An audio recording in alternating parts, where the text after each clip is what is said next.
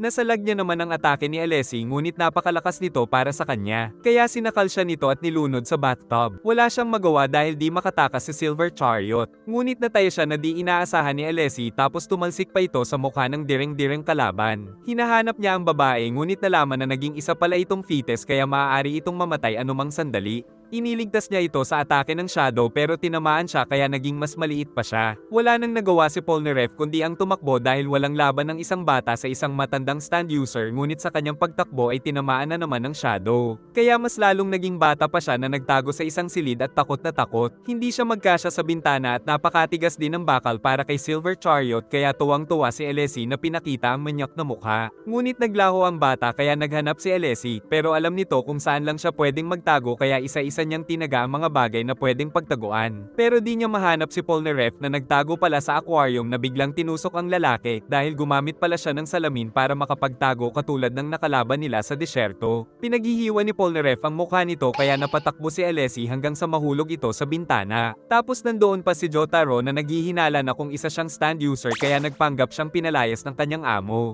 Sumilip si Polnareff pero di niya na matandaan ang pangalan ng bida. Sinamantala ni Alessi ang pagkakataon na tamaan ng Shadow si Jotaro. Dahil dito ay naging isang teenager ang binata, ngunit kahit isang teenager ay pinataob lang nito si Alessi, saka pinagsusuntok ang mukha at pinatalsik ang pangit. Nang mawalan siya ng malay ay nagbalik sa dati sila Jotaro at Polnareff kaya sabay nilang pinagpupulbos ang mukha ng tumalsik na Alessi. Dahil dito ay nagbalik na rin sa normal ang babae. At ang nakita na lang nito ay ang hikaw ni Polnareff at ang mga bakas ng paglalaban sa silid. Lumabas ito at nagtanong sa kanila pero itinanggi ni Polnareff na magkakilala sila nito. Ngunit nakita ng dalaga ang hikaw niya pero umalis na ang dalawa. Saka nagbalik na sila sa nagagalit na Joseph kung saan sila nagpunta. Habang nasa resto ay ginamit ni Joseph ang stand kaya nawasak niya ang camera at nagtaka ang waiter. At sa wakas ay nakita na rin nila ang pinagtataguan ni Dio. Kinailangan nilang sumakay ng tren at isang taxi upang makarating sa capital ng Egypt na Cairo. Pinakita nila sa lahat ng tao sa resto ang pick ng hinahanap na lugar. Dahil kailangan na nilang matalo si Dio bago pa tuluyang mamatay si Holly. Ayaw magsalita ng waiter kaya pinag-order muna sila nito pero di rin pala alam ng gunggong kaya ininom na lang nila ang iced tea bago nila ito masapok. Aalis na sana sila pero may isang lalaki na alam daw ito. Pero ayaw nitong sabihin ng libre kaya handang magbayad ng malaki si Joseph. Ngunit ayaw tanggapin ng lalaki dahil ang nais niya ay talunin muna siya sa pastahan. Hinagis niya ang dalawang karne at hulaan daw nila kung ano ang unang kukunin ng pusa. Nainis si Polnareff kaya sinabi niyang ang nasa kanan ang unang kukunin ng pusa. Ngunit ang karne na nasa kaliwa ang unang kinuha nito kaya natalo si Polnareff. Di nila inaasahan na kukunin nito ang kaluluwa ng French fighter dahil isa pala itong stand user at ginawa nitong coin ang kaluluwa ng lalaki. Nagpakilala itong si Darby na isa pala sa tauhan ni Dio at alaga din pala nito ang pusa kaya nagalit si Avdol pero nagbabala itong mamamatay din si Polnareff kung papatayin siya ni Avdol. Saka pinakita ang kanyang koleksyon ng mga kaluluwa at kung nais daw nilang mabawi si Polnareff ay kailangan nila siyang matalo. Pumayag makipaglaro si Joseph at siya ang pumili ng laro at sila Jotaro at Avdol ang magbabantay kung may pandaraya itong gagawin. Magpapalitan sila sa paglalagay ng coin sa baso at kung kanino ang turn na matapan ng alak ay siya ang talo. Si Darby ang nauna at 5 kaagad ang nilagay niya pero di ito natapon. Si Joseph ay sobrang ingat kaya tagumpay na nalagay ang coin at naisip na isang coin na lang ay matatapon na ito kaya panalo na siya. Kinabahan si Darby at lumipat ng posisyon at paghulog niya ng coin ay di pa rin ito natapon kaya gulat na gulat si Joseph dahil siguradong matatapon na ito pag naghulog pa siya ng isang coin. Nanginginig na si Joseph kaya di pa siya nakakahulog ay nakuha na ang kanyang kaluluwa dahil sa kanyang isip ay natalo na siya sa laban kaya ginawa na rin siya nitong isang coin na ikinagalit ni Avdol. Nagalit ang store owner pero natakot naman ito kay Jotaro. Saka nakitang may tsokolate sa ilalim ng baso na nilagay pala ni Darby pero nagtataka pa rin si Avdol kaya pinaliwanag ng bida na nang matunaw ito ay naging pantay ang baso kaya nakapaglagay pa ng isang coin si Darby. Nagtaka si Avdol kung paano nalaman ni Darby kung kailan ito matutunaw kaya sinabi ng bida na umalis ito sa upuan upang tamaan ng araw ang tsokolate at hinintay niyang matunaw bago siya naghulog ng coin. Kaya ngayon ay si Jotaro naman ang lalaban. Pina-shuffle ng bida ang card pero alam pa rin niya ang pagkakasunod ng mga ito upang ipakita na meron siyang bitaw. Gumamit sila ng di pa nabubuksan na card samantala sinubukan ni Darby ang kakayahan sa libro at nalaman niya pa rin ang tamang pahina na nakadagdag ng kanyang kumpiyansa. Pagkatapos mag-shuffle ay nagsimula na ang game kung saan maingat na binabantayan ni Darby si Jotaro. Ibinigay ni Darby ang mga card ngunit binali ng bida ang daliri niya dahil nakitang ang pangalawang card ang nais ibigay kay Jotaro imbis na ang nasa itaas upang makakuha siya ng mataas na score. Dahil dito ay nais ni Jotaro na ang bata ang utusan nilang mag-shuffle. Pinangako naman ni Darby na tatalunin niya ang walang hiyang Jotaro. Saka pinadami nito ang mga coin na naglalaman ng kaluluwa nila Joseph at Polnareff at kailangan mapalanunan ng bida ang lahat ng mga piraso nito. Gumawa din ito ng mga blankong chips para sa kaluluwa ni Jotaro. Nagsimula ang kanilang poker game kung saan nagbet sila ng tig-tatlong mga coin at nagpalit pa ng cards upang mapalakas ito. Ngunit nang ipakita nila ang mga cards ay merong double queen at jack si Darby kaya siya ang panalo sa unang round kaya kinuha ang tatlong coin ni Jotaro at kinabahan si Avdol dahil makukuha na nito ang kaluluwa ng bida kung makuha ang tatlo pang coin. Nagsimula ang pangalawang round ngunit di ginagalaw ni Jotaro ang kanyang cards at sinabing sapat na ito kaya napapaisip si Darby kung paano niya nalaman ngayong di niya pa ito tinitignan. Tapos itinaya niya pa pati ang kaluluwa ni Avdol kaya lalong nabaliw sa kakaisip si Darby kung paano ito nakakasiguro na malakas ang cards na di pa niya tinitignan. Malakas din ang loob ni Avdol na itaya ang kanyang kaluluwa dahil sa tiwala niya kay Jotaro. Nagpalit pa ng card si Darby at nakakuha ng king dahil tauhan niya pala ang bata at pati ang lahat ng mga tao doon. Kaya naisip niyang isang bluff lang ang ginagawa ni Jotaro kaya itinaya niya na rin pati ang mga chips ni Joseph. Pero wala ng chips si Jotaro kaya nagsuggest siyang itaya na rin ito ang kaluluwa ni Kakyoin dahil nais niyang makita na kabahan ang bida. Ngunit walang naramdaman na kaba ang bida at itinaya niya na nga pati ang kaluluwa ni Kakyoin at pinasindihan ng sigarilyo kay Star Platinum kaya nag-overthink si Darby na ginamit nito ang stand upang magpalit ng cards. Maging ang bata ay kinakabahan na kaya lumingon sa kabila ang kabadong Darby dahil kapag nalaman nila Jotaro na tauhan niya ito ay automatic na talo siya sa laro. Tinitigan niya ang hawak na 4 kings at inisip na ang mga cards na makakatalo dito ay baka hawak na ni Jotaro dahil baka ginamit ni Star Platinum ang bilis nito upang palitan ng mga cards nang di niya nalalaman. Sa pag-iisip ay di niya napansin na may juice na si Jotaro kaya naisip niyang posibleng ang pinalitan na nito ang mga hawak na cards. Mabaliw-baliw na sa kakaisip si Darby tapos ipinusta pa ni Jotaro pati ang kaluluwa ng nanay niya dahil sure win na siya kaya mas lalong nabaliw ang utak ng mandarayang Sugarol. Dahil dito ay masyadong nape-pressure ang utak ni Darby at di siya makapag-decide kung tatapatan ang taya ni Jotaro ngunit di na siya makapagsalita dahil ngayon niya palang naranasan na may makalaban na katulad ni Jotaro at dahil sa stress ay di na ito makahinga hanggang sa mawala ng malay at natumba ang mesa. Kaya nakawala na ang kaluluwa nila Joseph dahil bago pa matapos ang laban ay naisip ni Darby na talo na siya. Pero nakita nila Avdol ang katotohanan na may 4 kings pala si Darby at mga shit cards lang ang hawak ni Jotaro. Dahil naloko si Darby ay nabaliw na ito at nakatakas ang lahat ng mga koleksyon niya ng mga kaluluwa. Ngunit aminado si Jotaro na ito palang ang muntik ng makaubos sa kanila. Pumasok sa mansyon si Whole Horse nang makita ang mga babaeng hinigop ni Dio ang dugo at ang napakaraming kayamanan. Nang magpakita si Lord Dio ay kakaibang kaba ang naramdaman niya sa buong katawan. Nagbigay siya ng report sa master ngunit nagtanong ito kung kailan niya mapapatay sila Jotaro kaya kinabahan ng sobra ang cowboy.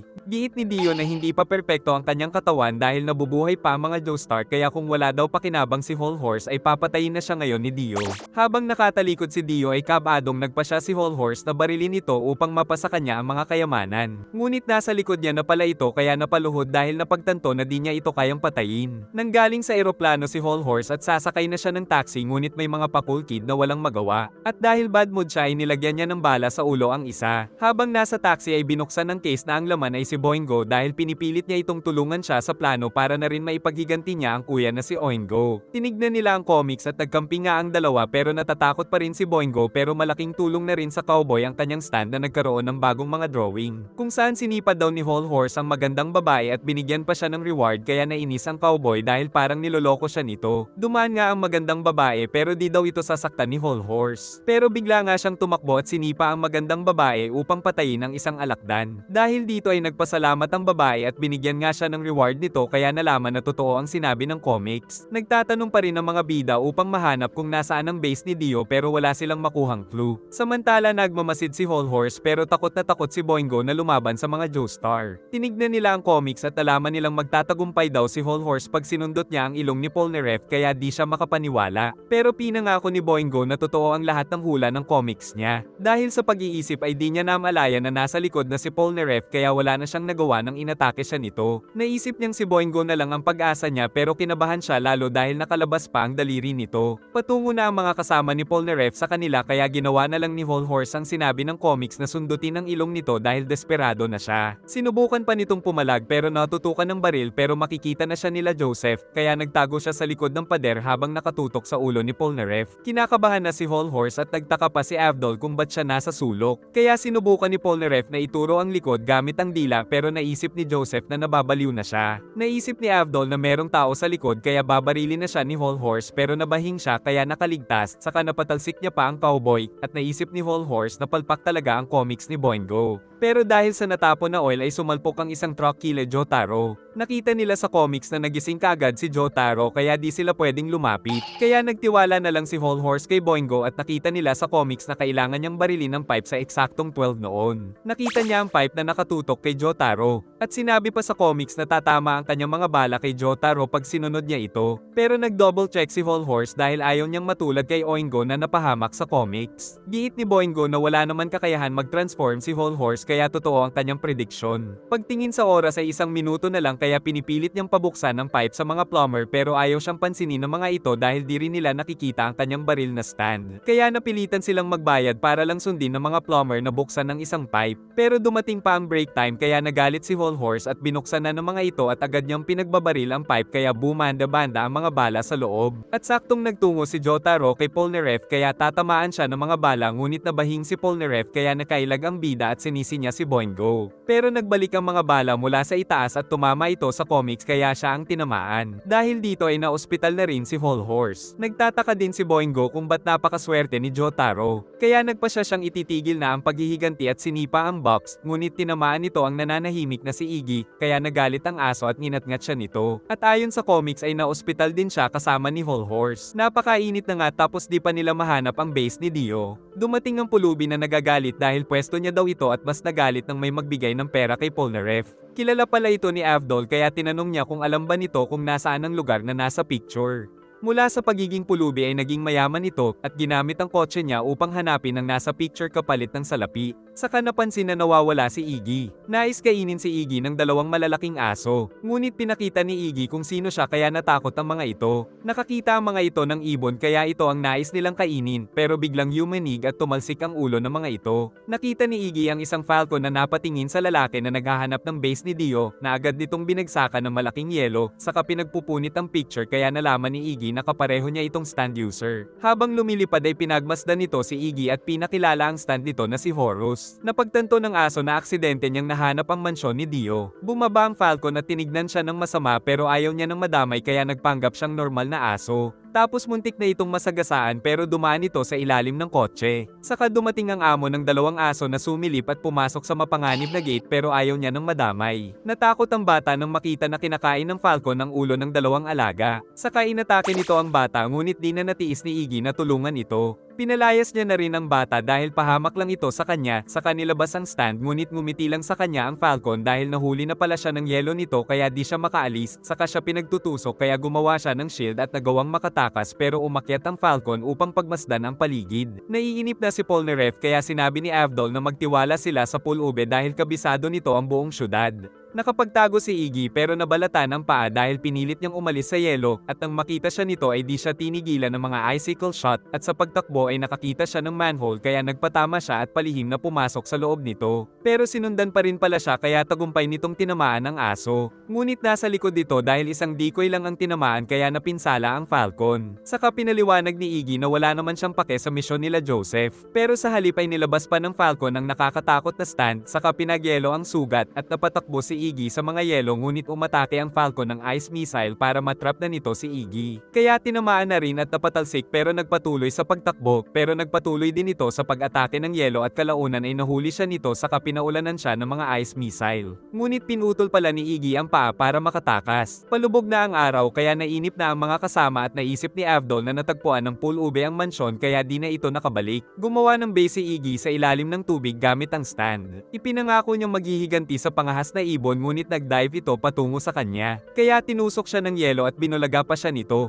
Saka umatake ng 3 pang icicle na nagawang pigilan ni Iggy pero di tumigil ang falcon hanggang sa tamaan ng sariling icicle. Ngunit pinagyelo ng falcon ang kanyang base kaya naputol ang oxygen pipe pero nagpatuloy ito sa pag-crush ng kanyang base kaya nagsimula siyang maghukay upang subukang makatakas, subalit nakasalubong niya pa ang falcon kaya wala na siyang takas sa inihahanda nitong atake. Naisip ni Iggy na pabayaang makrush ang kanyang base upang magkaroon ng air pressure at tumalsik siya na parang bala at matapang na kinagat ang Falcon na nawasak ang toka kaya sumabog ang bibig nito ngunit sa kabila nito ay nakaligtas si Iggy. Pero wala na siyang sapat na lakas kaya malulunod na rin siya at naalala na noon ay boss siya ng mga aso. Ngunit hinuli siya nila Joseph at napilitan na siyang sumunod sa mga utos ng organisasyon. Mabuti na lang ay iniligtas siya ng bata na niligtas niya kanina. Kaya naman nakabalik si Iggy na sugatan sa mga kasama at dumating na rin si Kakyoin mula sa pagpapagaling na ikinatuwa ng mga kaibigan. Tapos pinasunod sila ni Iggy at nakita nila ang sasakyan ng Pulube na nawasak. Kaya sumunod pa sila at ikinagulat na dinala sila sa base ni Dio na may lubhang mapanganib na aura.